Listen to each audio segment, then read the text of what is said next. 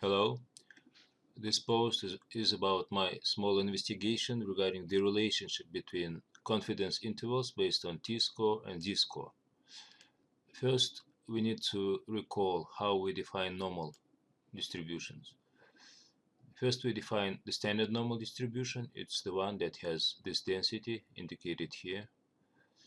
And the post that I'm looking at is the Pearls of AP Statistics 29. And then the general normal distribution is defined using a linear transformation. It's equation 3 here. And it happens that we can do the same with the t-distribution. The t-distribution defined in this post, definitions of chi-square, t-statistic, and f-statistic. Here we have that definition. And it has only one parameter. This is the number of degrees of freedom. And based on this t-distribution, we can introduce a general t-distribution also using a linear transformation as in the case of the normal distribution. So here is that definition. And why do we need it? It's because Mathematica, in Mathematica, I want to use a command which is called this one, student t ci, which means the confidence interval for the student t distribution. And it requires three parameters, that is that mu, the centering parameter, the scaling parameter sigma, and the number of degrees of freedom.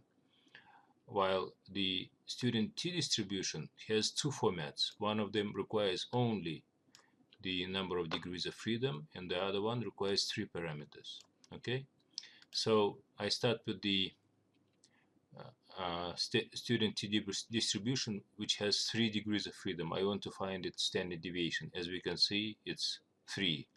And changing the number here, we can obtain various other uh, um, uh, we can obtain standard deviations of various other student t distributions, and none of them has standard deviation is equal to 1. And the illustration is here. Why is that? It's because when we look at student t distribution with various degrees of freedom, which vary from 2 to 100, we see that for all of them, standard deviations are above this line.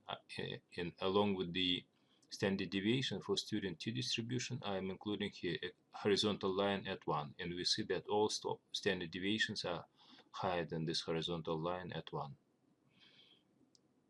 Once we have clarified this, we go further. We want to compare the confidence intervals for the normal distribution and student t distribution. For that, we need to load this package, which is called hypothesis testing, and then there is a separate command for assigning the degrees of freedom. It will be 5 in my experiment. Why I want to assign it separately? It's because in this big command that I have here, I have that degrees of freedom in two places. I want to make it clear what it means. It means the number of degrees of freedom. And then we can see the result here. In this command, the confidence level is 1 minus alpha. Presumably, it's supposed to be close to 1, which means that alpha should be close to 0. Alpha is the significance level. And in fact, in my case, it changes from 0.999 to 0.01, from high value to low, which means that the confidence level changes from low value to high. And the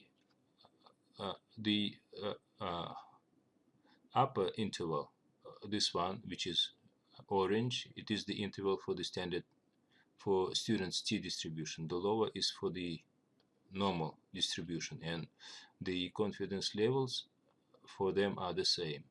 So as we increase alpha, or which is the same, we decrease the confidence level. No, I'm sorry, we decrease alpha, and at the same time we increase the confidence level. We see what happens to those confidence intervals, and the largest difference, I think, is at the right end, when the confidence level is equal to 0.99. Here, this interval for t-distribution is about twice as wide as the interval for the normal distribution.